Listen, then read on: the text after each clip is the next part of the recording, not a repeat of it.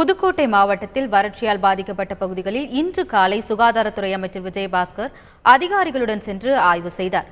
திருமயம், அகவயல், அறந்தாங்கி உள்ளிட்ட பகுதிகளில் வறட்சியால் பாதிக்கப்பட்ட விவசாயிகளை அமைச்சர் விஜயபாஸ்கர் சந்தித்து குறைகளை கேட்டறிந்தார்.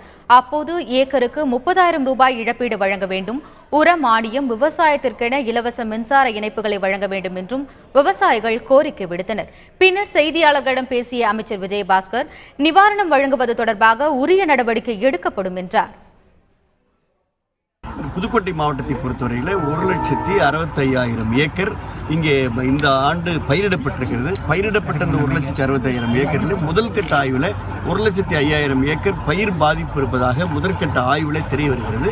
விரிவான ஆய்வு நடத்தி நாளை மாண்புமிகு அம்மாவுடைய அரசிற்கு இந்த பகுதியினுடைய நிலை குறித்தும், விவசாயிகளுடைய நிலை குறித்தும், இந்த மாவட்டத்தினுடைய நிலைமை குறித்தும் விரிவான ஆய்வறிக்கை மாண்புமிகு அம்மாவுடைய அரசுக்கு தேவையான நடவடிக்கைக்காக அனுப்பி வைக்கிறோம்.